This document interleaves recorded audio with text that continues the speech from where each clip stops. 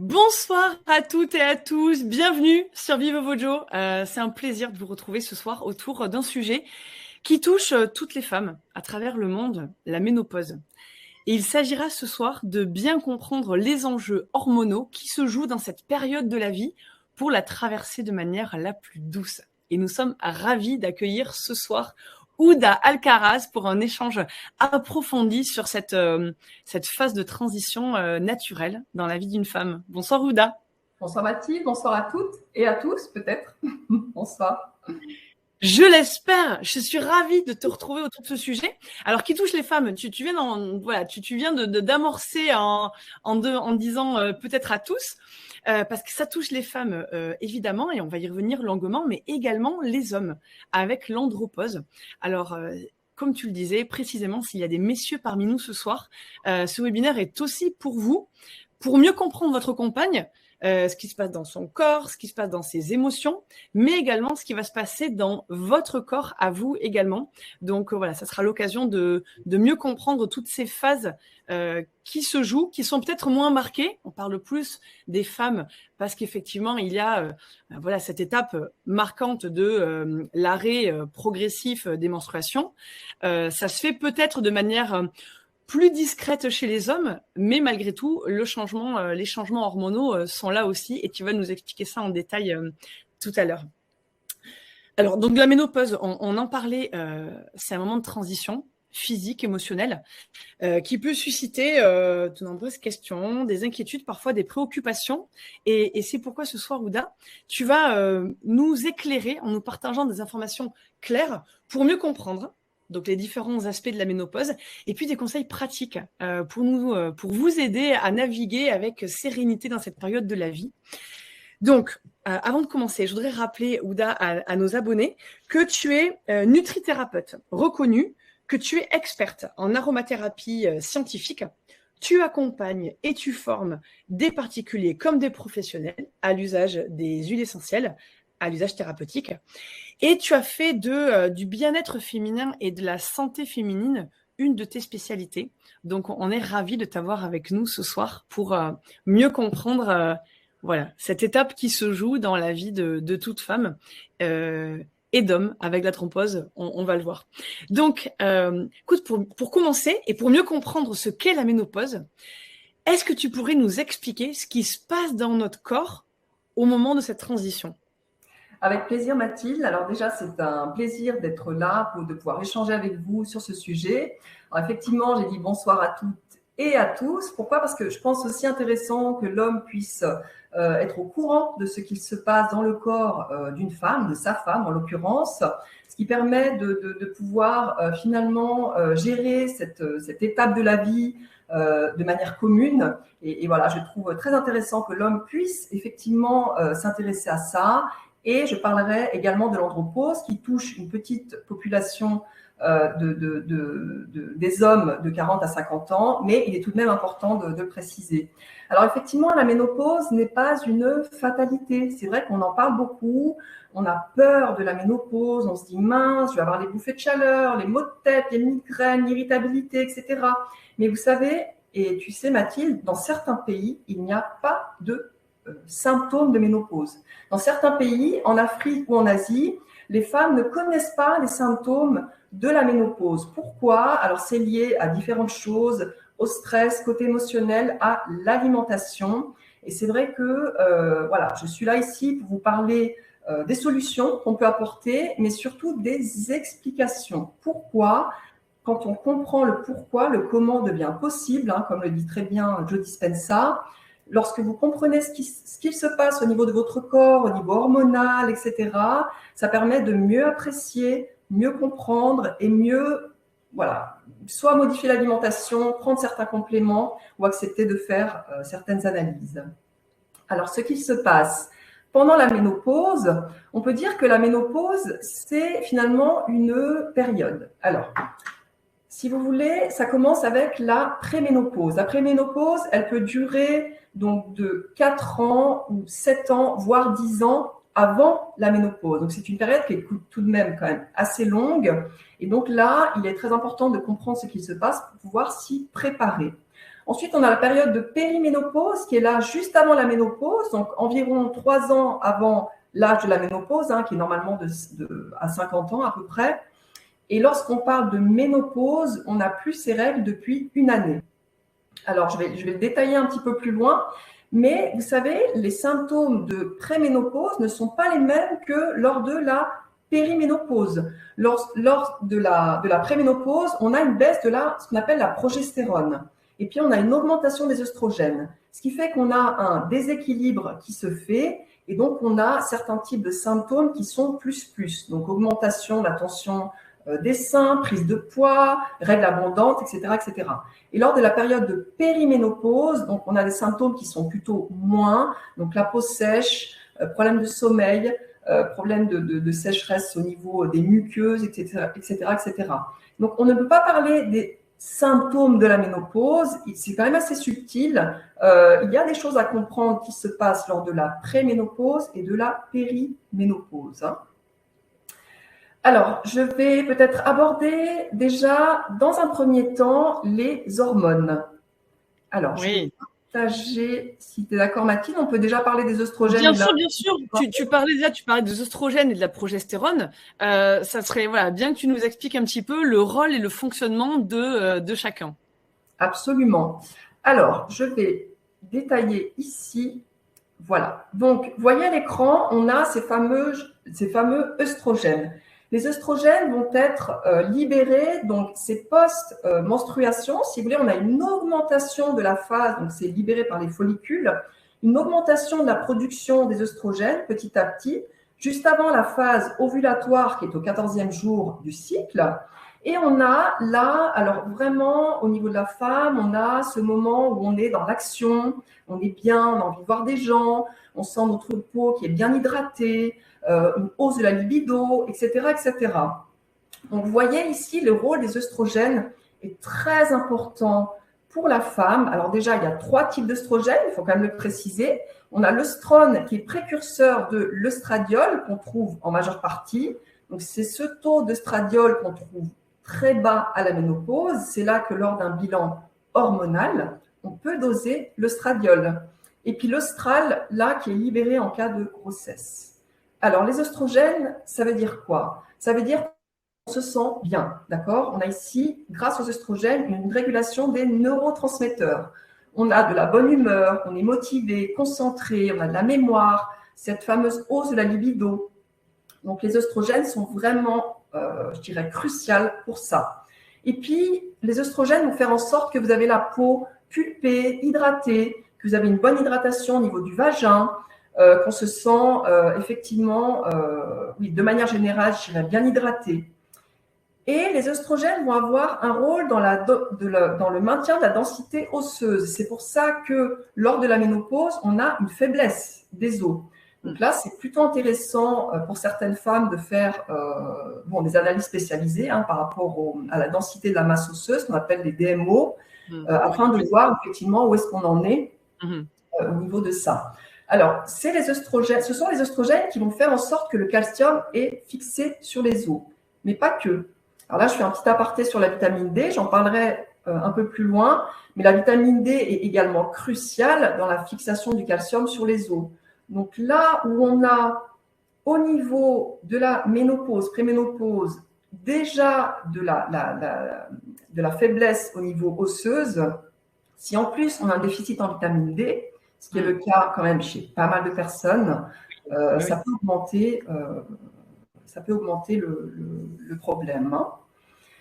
Donc les œstrogènes vont être très importants pour la lubrification, l'épaisseur de l'endomètre, donc la maturation des follicules ovariens, d'accord? C'est les œstrogènes qui vont déclencher finalement le cycle menstruel. Je dirais que de manière générale, elles sont très, très, très importantes dans la vie d'une femme. Arrivé à la ménopause, effectivement, on a une chute des œstrogènes, mais il y a des solutions, que ce soit dans l'alimentation ou dans les compléments alimentaires ou les huiles essentielles. On a la possibilité de réguler un petit peu cette chute.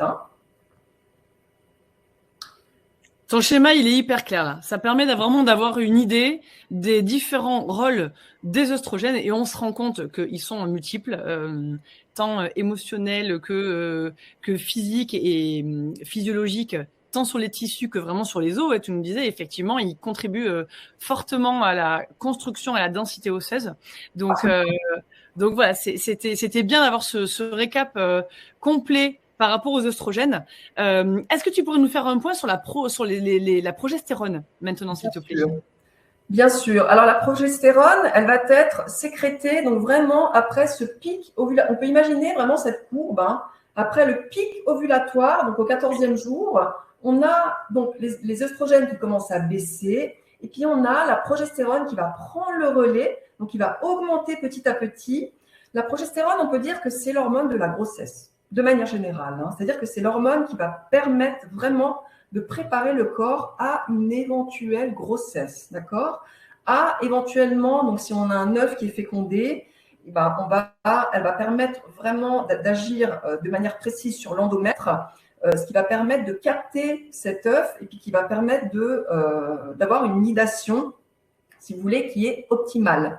Elle va préparer également les seins à la lactation, mais je dirais hors grossesse, attention, la progestérone va aussi vous amener cet effet anxiolytique, antidépressif et puis sédatif. Donc, si on n'a pas assez de progestérone, donc je reviens à ce que je disais tout à l'heure, en préménopause, on a cette progestérone qui chute un petit peu.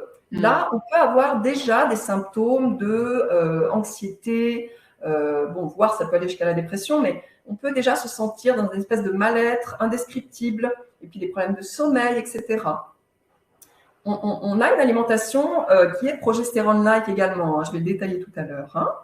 Oui. Elle a un effet anti-inflammatoire, elle va être intéressante pour la qualité de la peau, des cheveux, mais également du maintien de la densité osseuse. Donc, vous voyez, on a ici cette fabuleuse alchimie qui se crée dans le corps, d'abord les œstrogènes, ensuite la progestérone, et lors de la ménopause, effectivement, on a cette baisse des hormones, mais on a des possibilités de réguler un petit peu tout ça. Non, on voit bien du coup le rôle de chacun et où ça se joue dans cette phase de transition précisément avec ces changements entre ces deux hormones majeures dans cette phase de la vie. Tu nous en parlais là à l'instant. Des bilans et de ce qui était possible de faire et qui était possible de regarder. Tu parlais notamment de l'ostéoporose. Est-ce que, alors bien sûr, en accord avec son médecin, bien évidemment, après avoir consulté et vu avec lui, mais est-ce que tu pourrais nous donner des conseils sur les points de vigilance, sur les points à regarder, à analyser en fait, voir sur quoi il faudrait poser son regard dans cette phase-là? Absolument, Mathilde. Alors, il y a des bilans que vous pouvez faire auprès de votre médecin. Alors, moi, personnellement, je travaille beaucoup avec les médecins, gynécologues, les professionnels de la santé, ce qui permet d'avoir une prise en charge donc intégrative. Donc, c'est très important de faire ce qu'on connaît, hein, le bilan sanguin complet, les bilans hormonaux. Donc, ça permet de doser cette fameuse FSH, LH, le stradiol. D'accord? Donc, ça, c'est médical. Hein. Donc, ça, vous pouvez le faire avec votre médecin traitant gynécologue. Et puis, on a le test qui s'appelle HOMA. Alors, c'est pas très connu, donc H-O-M-A, qui permet de voir si vous faites de la résistance à l'insuline. Pourquoi? Parce qu'il faut savoir qu'en période de ménopause, eh bien, on a aussi un déséquilibre au niveau du corps de manière générale, de la thyroïde, etc. Et il est intéressant quand même de voir à ce niveau-là si vous avez une hémoglobine glyquée, bon ça c'est médical, hein, mais qui est un petit peu à la limite, de faire ce fameux test HOMA qui permet de voir déjà si vous êtes en prédiabète, entre guillemets, de voir s'il y a de la résistance à l'insuline. Et puis ça joue sur les œstrogènes aussi, d'avoir une résistance à l'insuline. Donc c'est vrai que c'est hyper important. Très, très, très important. Et puis, voilà, comme tu abordes le sujet des œstrogènes, on a une possibilité de voir si le foie détoxifie bien les œstrogènes. Parce qu'attention, il y a tout de même une vie des œstrogènes. Les œstrogènes, une fois qu'elles sont captées par les différents récepteurs dans le corps, il faut les réutiliser.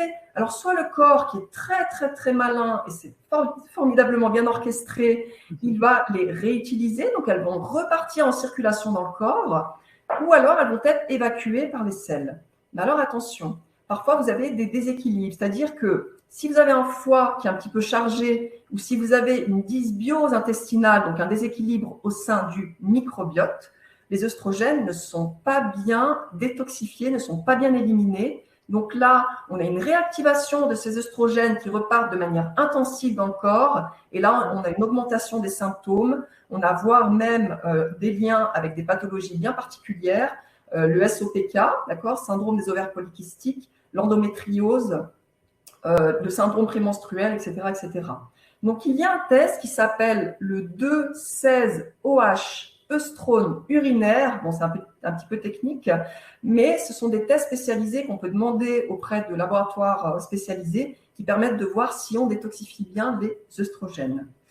Alors, il y a une autre analyse qu'on peut demander qui est le cortisol. Pareillement, lors des symptômes de ménopause, on a le cortisol qui est augmenté. Pourquoi? Parce que le stress va vraiment agir sur la prégnénolone, pardon, j'arrive jamais à le dire, et du coup, on a un impact direct sur la production des œstrogènes. Donc, le cortisol sanguin ou salivaire, c'est également une analyse qui est intéressante de faire. Après, on a un bilan microbiote. Bon, ça, je l'aborderai un peu plus loin. Et cette fameuse vitamine D qui, à mon sens, est cruciale. Moi, je la demande automatiquement. Vraiment vérifier systématiquement votre vitamine D. C'est précieux ce que tu nous as partagé là. Tu veux ajouter une autre analyse peut-être? Non, je vais juste préciser. Oui, pardon, j'ai juste oublié de dire. Vous savez, il y a eu une étude en fait sur des pays nordiques. Il a été prouvé que sur 4000 adultes, le déficit en vitamine D a augmenté donc de 75% chez les personnes qui étaient déficitaires en vitamine D. Donc, encore une fois, vous savez, c'est multifactoriel. On ne peut pas dire, oui, bah, c'est la ménopause, je suis déprimée. Oui, mais est-ce qu'il y a assez de vitamine D? Est-ce qu'il y a assez d'iode? Vous voyez, donc voilà, pour moi, la vitamine D, c'est crucial à doser, effectivement. Oui. Mais alors, c'est bien que tu aies marqué le coup un petit peu plus sur la vitamine D, mais voilà, c'était précieux ce que tu nous as partagé là, avec voilà un récapitulatif de tout ce qui est à observer, parce que c'est vrai que ces changements hormonaux se jouent à plein de niveaux et impactent évidemment, comme tu le disais, le cortisol, augmente l'OMA, donc enfin peuvent jouer sur l'insuline, donc l'OMA est vraiment un test à faire absolument. Donc voilà, c'était très très important que tu nous remettes un peu en lumière, voilà les points sur lesquels on doit vraiment avoir un regard plus vigilant là-dessus, voilà, sans d'inquiétude à avoir, mais en tout cas faire un point vraiment sur ces points-là pour voir si on est régulé, parce qu'on pourra faire plein de choses derrière qui ne marcheront pas forcément si ces points-là n'ont pas été analysés. C'est ce que tu disais très justement en démarrant, comprendre le pourquoi pour mieux adapter son comment. Donc, c'est ça. Encore une fois, voilà, l'homme ou la femme est indivisible, c'est-à-dire que on ne doit pas se focaliser que sur un point. Il faut vraiment essayer de voir un petit peu partout. C'est comme la libellule. Avant d'attaquer, la libellule, elle se met vraiment, elle prend de la distance et puis elle analyse. Puis là, elle attaque. Donc, c'est un peu comme la libellule où on prend de la distance et puis on essaye de voir, OK, qu'est-ce qui se passe dans mon corps? Est-ce que j'ai assez de vitamine D? Comment est mon microbiote? Quelles analyses je peux demander en plus, etc. Et puis le côté émotionnel, ça c'est aussi, je pense, très important de le préciser. Si on a une blessure de l'âme qu'on n'a pas guérie, on a des mots qui vont revenir. Donc voilà, par des techniques via EFT, EMDR, hypnose, etc. Je pense important de le préciser aussi. Oui, oui. Bah, tu pourras nous redonner des conseils liés à la partie émotionnelle un petit peu plus tard, mais c'est vrai que c'est très important de le dire et j'aime beaucoup ton image de la libellule, donc soyons des libellules ce soir. Oui, très bien. Parfait.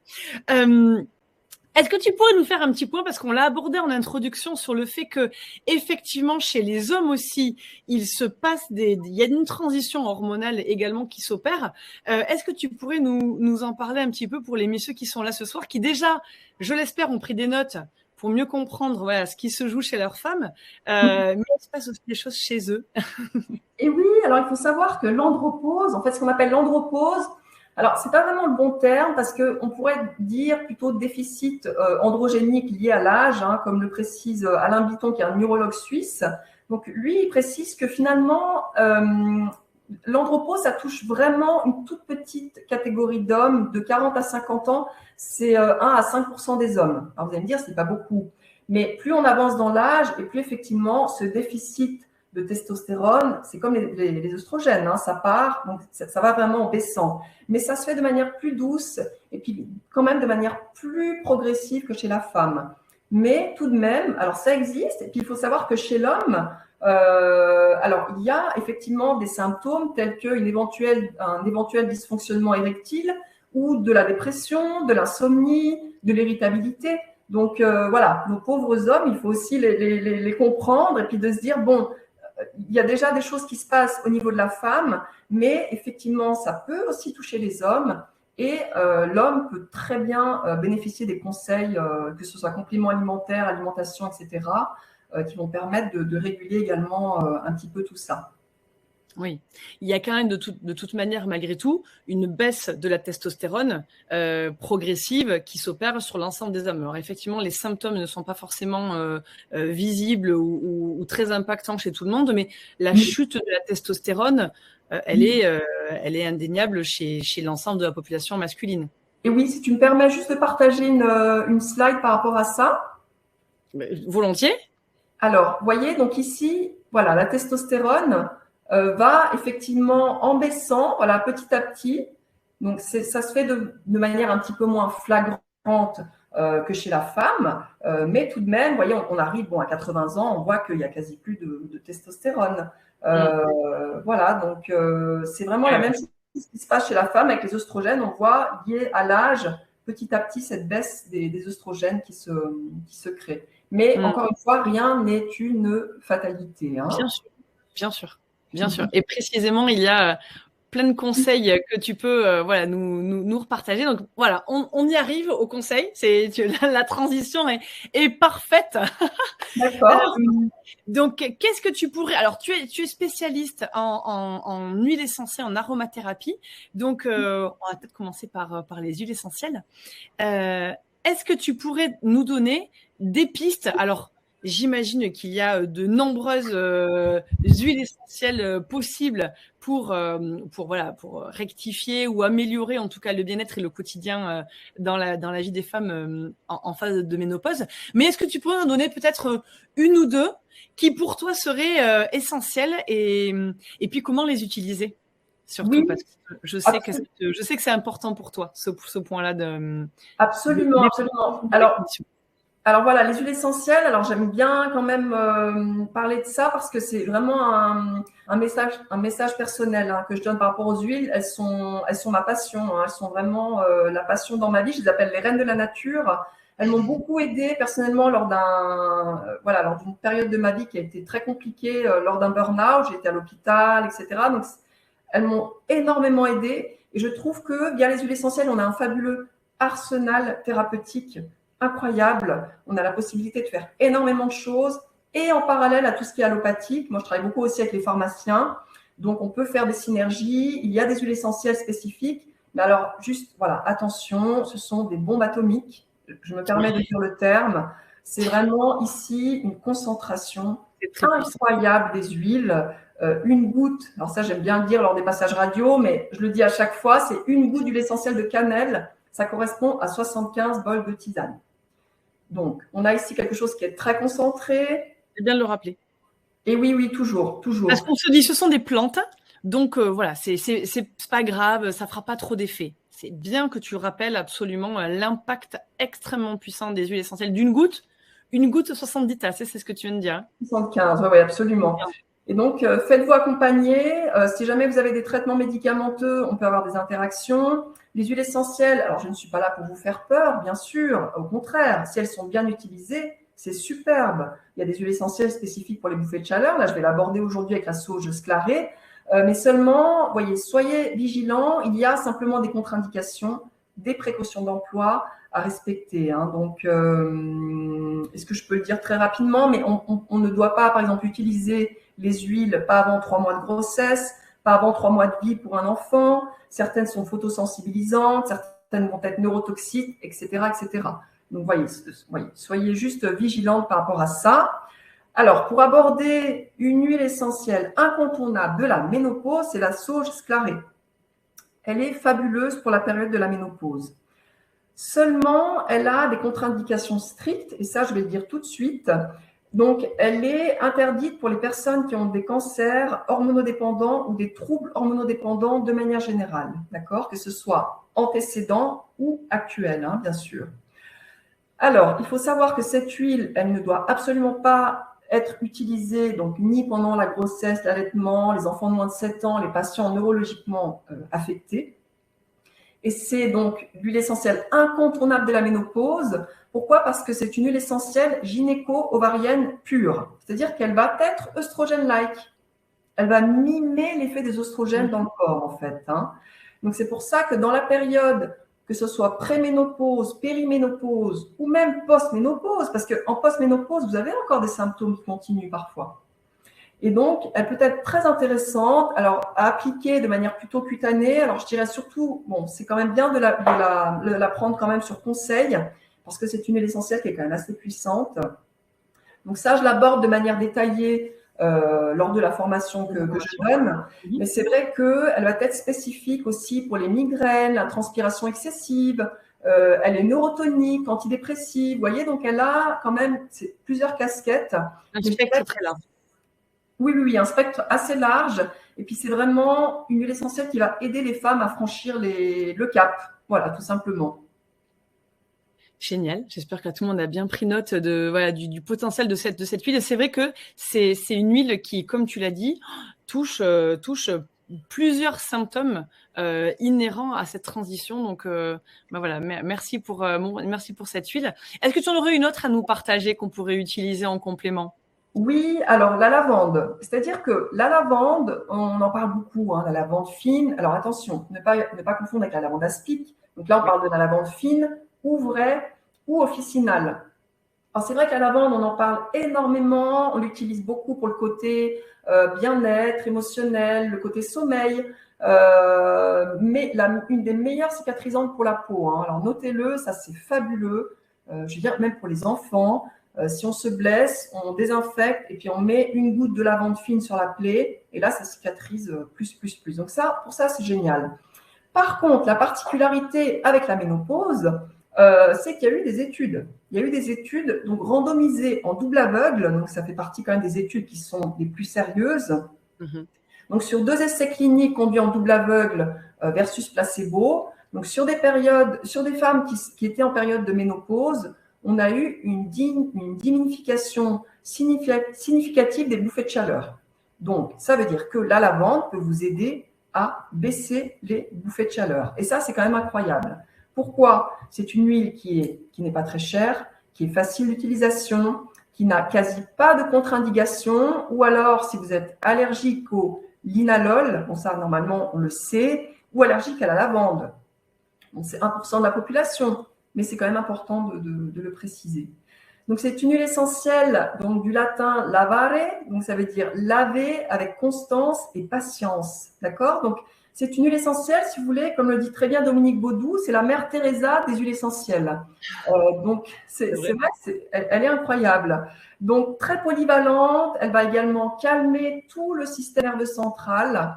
Donc, elle va agir sur les angoisses, elle va réguler votre sérotonine, elle va réguler la transpiration, est vraiment spécifique pour tous les troubles climatériques de la ménopause, en l'occurrence les bouffées de chaleur, en application cutanée, d'accord? C'est pas une huile essentielle que vous allez prendre par voie orale, elle peut être vraiment fabuleuse.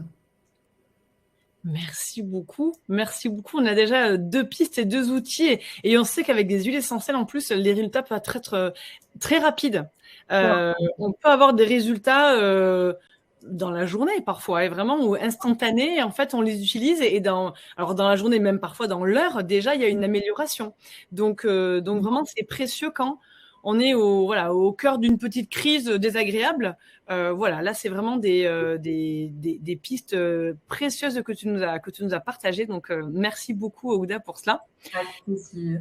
Je le rappelle, tu es nutrithérapeute.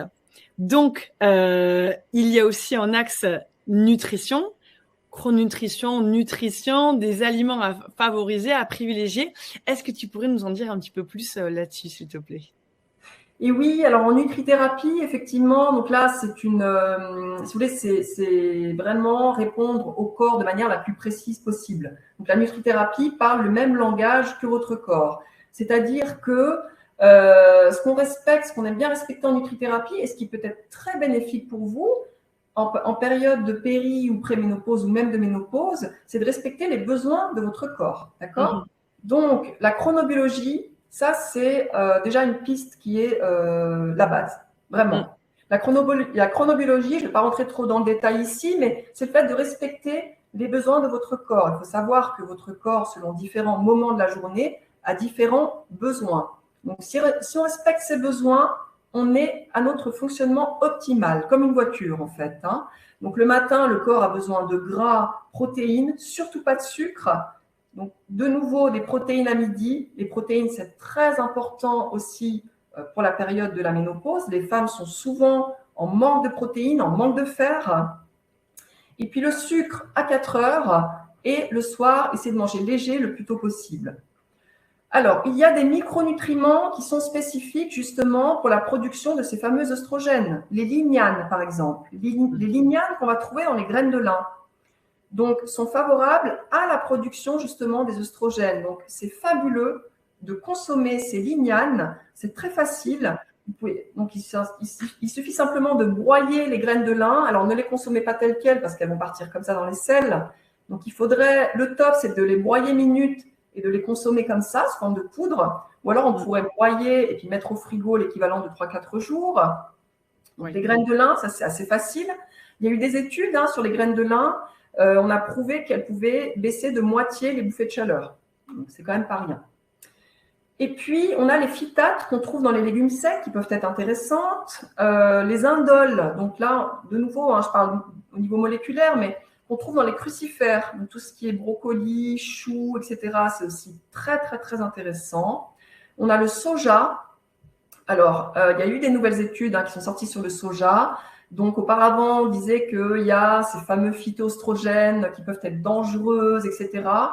Mais vous savez, en Asie, là où on consomme beaucoup de soja, notamment la forme fermentée, le tempeh par exemple, les femmes n'ont quasi pas de symptômes et beaucoup moins de cancer du sein que chez nous. Donc, le soja, si c'est du soja bio, peut être vraiment, vraiment bénéfique, contient des isoflavones qui sont bénéfiques pour les périodes de la ménopause. Alors, attention aux compléments à base justement des phytoestrogènes. Là, on ne recommande pas en cas d'antécédent de cancer hormonodépendant. Oui. Voilà, je pense que j'en ai donné déjà 2-3 qui sont déjà fait un beau tour de tout ce qui peut agrémenter en tout cas notre assiette pour aller mieux et encore une fois traverser cette phase de manière plus douce. Est-ce que tu pourrais nous parler de quelques compléments peut-être qu'on pourrait ajouter? Alors, tu es venu déjà en début de webinaire assez largement sur la vitamine D en nous expliquant le pourquoi. Est-ce qu'en plus de la vitamine D, tu penses à d'autres compléments qui pourraient être aussi intéressants, bénéfiques sur cette phase-là? Absolument. Alors, bon, le magnésium, ça, on le sait, très important. Alors, attention, ce n'est pas toutes les formes de magnésium qui sont bien assimilées. À mon sens, alors, Dr Curtet a utilisé le magnésium quand même pendant plus de 40 ans. La forme glycérophosphate bisglycinate seront les mieux assimilées. Et puis, on a des plantes, d'accord? On a la sauge, le houblon, le gâtillier qui peut être intéressant, qui va agir sur l'axe hypothalamo-hypophysaire, le donquai, qui est l'angélique chinoise. Donc houblon, gâtillier, donquai, ça peut être effectivement des plantes en phytothérapie qu'on peut prendre, qui peuvent être bénéfiques. Par contre, c'est sur conseil. Pourquoi? Parce que ce sont des plantes qui ont effectivement un effet hormone-like, donc à utiliser quand même avec précaution. On a l'actéa grappe noire aussi qui peut être intéressante, qui n'a pas forcément de contre-indication. Mais l'actéa grappe noire, ça peut être aussi en phyto quelque chose d'intéressant. Formidable. Bah, génial, écoute, merci beaucoup. Avec plaisir. En préparant ce webinaire, tu m'avais dit qu'il y avait vraiment un point qui était important aussi à noter, c'était toute la sphère digestive et notamment tout ce qui est dysbiose, candida. Alors c'est un peu en marche par rapport au complément, mais du coup voilà, c'était important de voilà, de mettre la lumière dessus parce que ça se joue aussi beaucoup au niveau de la sphère digestive. Est-ce que tu peux nous en dire un petit peu plus là par rapport à ce point-là, s'il te plaît? Oui, absolument. Alors là où on parle de ce fameux œstrobolome, en fait, l'œstrobolome, c'est comment dire, je dirais l'harmonie qui se fait au sein du microbiote pour pouvoir bien détoxifier les œstrogènes, voilà, de manière générale. Et puis, si on consomme trop de sucre rapide, on a la bêta-glucuronidase qui va être complètement perturbée. Et là, elle va vraiment augmenter la réactivation de ces œstrogènes. Mhm. Donc, on peut dire que si on mange trop de sucre, ça ne joue pas. Mais pourquoi on mange trop de sucre? Ça peut être lié à une candidose. Vous voyez, tout est lié. Bien La sûr. candidose intestinale à Candida albicans. Il faut savoir que Candida albicans, c'est une levure qui est bénéfique, qui à un moment donné va se transformer en champignon, va amener des pulsions sucrées. Donc, plus on mange de sucre, plus on réactive les œstrogènes, et c'est vraiment le chat qui se mord la queue. Oui, oui. Donc voilà. Oui, dans un cercle infernal lié à cette consommation de sucre et à cette dysbiose intestinale ou candidose peut-être implantée. Donc voilà, c'était intéressant que tu mettes le doigt là-dessus aussi parce que ça peut venir d'un déséquilibre digestif qu'on peut avoir depuis des années, mais qui n'est pas traité ou maltraité et qui peut être aussi l'une des causes, l'origine de ces troubles au moment de la ménopause. Donc, bien sûr. Il y a également la dysbiose bactérienne. Donc, il faut savoir que certaines bactéries parfois prolifèrent et puis vont capter certains acides aminés, donc le tryptophane, la tyrosine, la phénylalanine. Et là, ça impacte directement la production de vos neurotransmetteurs. Donc, en l'occurrence, dopamine, adrénaline, sérotonine. Donc là, on a encore une fois un lien. On n'est pas bien parce qu'on est en période de préménopause, mais également, ça peut être lié aux bactéries intestinales. Donc, il est très important d'aller voir ce qui se passe, à mon sens, aussi au sein du microbiote. Complètement. Ouais, c'était précieux que tu nous redis ça. Là, tu parlais un petit peu des pensées. Tu en as un tout petit peu parlé tout à l'heure. Est-ce que juste en quelques mots, tu pourrais nous donner peut-être un ou deux conseils? Tu nous parlais de l'EFT tout à l'heure sur tout ce qui peut se passer un peu dans la sphère émotionnelle. Parce que tu l'as un tout petit peu abordé tout à l'heure. Et donc, du coup, est-ce que tu voulais peut-être compléter un petit peu? Absolument. Donc, il faut savoir que s'il y a des blessures de l'âme, s'il y a eu des chocs émotionnels, des deuils, des choses qui sont passées pendant l'enfance, on a des thérapies spécifiques. Moi, j'oriente vers mes collègues psychologues, etc., pour faire, pourquoi pas, de l'EMDR. L'EMDR, c'est une technique qui permet de libérer émotionnellement le corps par rapport à certains traumas.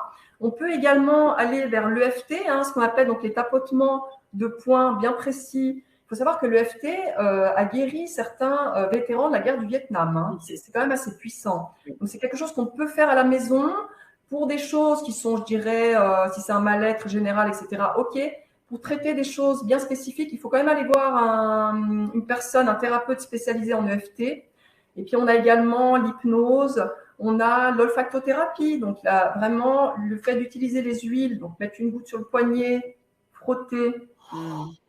Donc, l'olfactothérapie va permettre aussi de gérer tout le côté émotionnel. Donc, vraiment, oui, je pense très important de réguler aussi tout ce qui est émotionnel en parallèle à tout ce qu'on peut faire au niveau alimentation, huile essentielle, etc. Tout est lié, on le sait, on ne faut pas se regarder à la loupe et évidemment, comme tu le disais, le microbiote joue sur les émotions, un choc émotionnel va jouer sur le stress, le cortisol qui lui aussi va impacter derrière les hormones. Enfin, voilà, on a bien compris avec tes explications que voilà, vraiment tout est imbriqué, intriqué et que voilà, qu'on peut pas traiter d'un côté sans côté le reste. Donc c'est vraiment se regarder de manière holistique et tu nous as donné beaucoup de sens, voilà, avec ces explications sur cette phase, voilà, qui peut être plus ou moins agréable ou désagréable, mais en tout cas, voilà, il y a de nombreuses pistes à explorer pour la traverser de manière la plus optimale possible. Et c'est ce que tu as voulu transmettre aussi au travers de la formation que tu proposes. Alors, la ménopause, c'est vraiment la santé féminine que tu as mis en avant au travers de cette formation. La ménopause est une partie, est ton module où tu vas, bien évidemment, encore plus loin par rapport à ce que tu nous as partagé ce soir, où voilà, tu vas détailler forcément encore plus les conseils et ce qu'on peut appliquer. Tu peux nous en parler en mots? Je vais redétailler après les différents modules, mais peut-être un peu nous expliquer comment tu as pensé cette formation. Oui, cette formation, alors vraiment, elle est faite, bon, pour les femmes, pour accompagner les femmes vraiment depuis la période, je dirais presque de la naissance jusqu'à post-ménopause. Donc, pour toutes les étapes de la vie d'une femme qu'on peut passer de manière sereine. Donc là, je donne effectivement des explications, que ce soit par rapport à la puberté, la grossesse, donc ménopause, post-ménopause, et puis des pathologies bien spécifiques. Donc, je parle du syndrome prémenstruel, endométriose, etc. Donc, sous forme d'explications et puis de conseils bien détaillés, quelles huiles essentielles, quels compléments alimentaires. Voilà, j'ai voulu vraiment proposer cette formation parce que je vois au sein du cabinet aussi pas mal de symptômes qui peuvent être traités finalement par rapport à certaines problématiques. Et voilà, c'est là que je trouve intéressant d'avoir lancé cette formation. Alors moi, j'ai eu la chance de pouvoir la découvrir et elle est absolument formidable parce que c'est vrai que tout au long de la vie d'une femme, les fluctuations hormonales ont un impact extrêmement fort sur le quotidien, ne serait-ce qu'avec les menstruations, voilà, tous les mois, puis voilà, toutes les pathologies qui peuvent arriver, tu parlais de l'endométriose par exemple, liées à des déséquilibres hormonaux qu'on rencontre, il est vrai, plus chez la femme que chez l'homme, bien qu'il y en ait aussi, mais c'est vrai que c'est beaucoup plus présent chez la femme. Et donc, tu vas passer voilà, toutes ces étapes de la vie, de l'adolescence jusqu'à la ménopause, puis post-ménopause, en passant par les grossesses. Si je détaille les différents modules que tu proposes, c'est vraiment de l'accompagnement avec des explications comme tu l'as proposé ce soir et des conseils très pratiques sur qu'est-ce que je peux mettre en place vraiment dans mon quotidien pour avoir une amélioration et rapide. Alors, avec des choses qu'on met en place comme la chronutrition, voilà, qui se fait un peu au long cours, qui se fait sur des phases de transition, mais vraiment des outils comme les huiles essentielles ou comme certains compléments alimentaires où on a un résultat là tout de suite en fait pour une amélioration tout de suite parce qu'on sait à quel point ça peut être tellement pénible dans un quotidien douloureux, subir notre quotidien, impacter notre vie que d'avoir ces déséquilibres hormonaux. Donc si je détaille. Oui, c'est vrai que les synergies d'huile essentielle que je propose, c'est moi qui en ai créé quand même pas mal. Et puis, c'est des outils que je propose tous les jours au sein de mon cabinet. Donc, c'est vraiment des synergies spécifiques qu'on peut faire en pharmacie, si jamais.